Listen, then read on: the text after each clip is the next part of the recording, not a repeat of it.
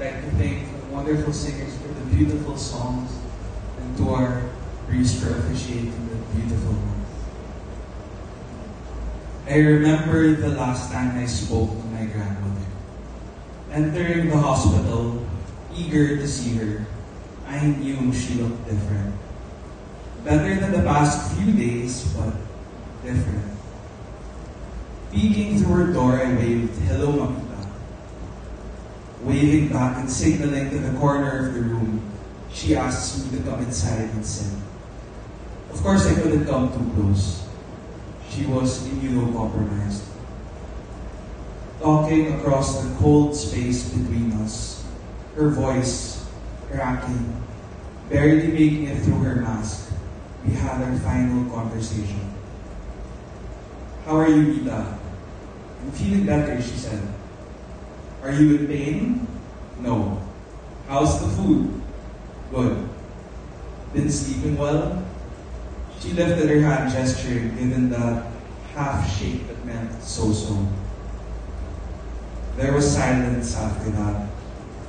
A silence that felt heavier than the air itself. Slipping through the cracks of the strong facade I was trying to present, I said almost without thinking, "You know, Mita, I hate seeing you like this. Looking at you now, I want to cry."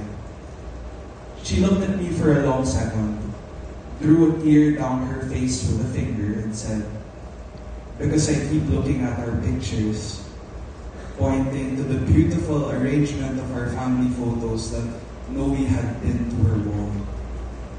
I think she misheard me, thought I'd asked why she was crying. But maybe it didn't matter. Maybe that was the answer anyway. We were both crying then, or rather, we were unconvincingly holding back our tears. Our masks concealing the pain I knew we were both feeling. "I love you, Mita. I love you more," she said, almost forcefully, throat straining, breath shallow. Looking back, it felt like she was trying to get her point across more emphatically than usual. That was one of the last times she was truly conscious.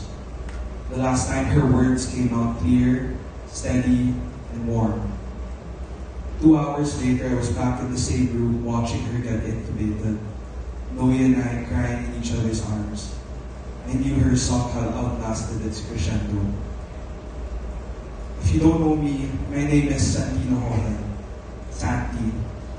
I am Susan Hoven's eldest grandson. And after my father, I'm the last carrier of her family name. I come from the other half of her family, the half completely unassociated with her business. Unlike most people here, I never really got to know her as the PR queen and career woman that she was. I simply knew her as my mamita, my grandmother, the person who bought me toys, fed me, changed my diapers, and wiped my butt. Listening to everyone's stories these past few nights, I've brightened up a little. Of course, I've heard my fair share of stories from her, but hearing it from everyone else is different. Everyone here knows exactly what I mean when I say Susan Hoven knew how to fill a space. You didn't just see her, you felt her. She had that mix of warmth and command that made people straighten up a little, laugh a little louder, and somehow feel seen. She was light and music. Of course, volume control was theoretical, but her charm came as natural as breathing. But if you stuck around after the crowd had been, the laughter had faded, you'd hear the other side of her song. When we traveled together, my first travel buddy, we'd share a room. Late at night, lights out, she'd start talking. Half asleep, eyes closed, spinning stories about her simple childhood, the lean years, the quiet battles. I didn't realize it then, but she was drawing me a map, a survival manual disguise the small talk. How she could laugh through pain. How she learned to stay soft in a hard world. How she kept dancing even when the rhythm kept changing. That's the gift she gave me. Perspective. It's from there that my hunger for understanding people comes from. The part of me that sits across from someone and tries to see the story underneath their words. That's all Mamita. The psychologist in me, that's just her spirit repurposed. SPJ, the original people lover. And maybe that's what I've been doing these past few nights. Taking a step back as Kuya, following my cousin's lead and working the room, as she called it. Back then, I never really understood what that meant. It sounded like a chore, like some PR trick. But standing here now, listening to the story people have about her, I finally get it.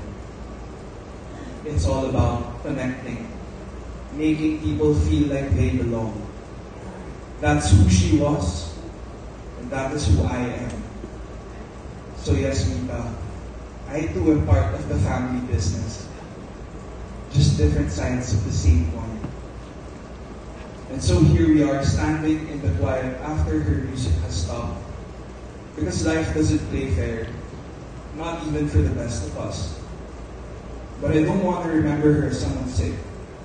I want to remember her mid-laughter, mid-dance, telling a story, eyes wide open. So this isn't really a goodbye, Mita. It's more like wait a monument, as you say. I'll take my time getting there, Mita. And when I do, I know you'll already be working the room, making heaven feel a little bit more like home. And God, myself, and every single one of us here know, if heaven has a rhythm, you're probably already dancing to it. Thank you.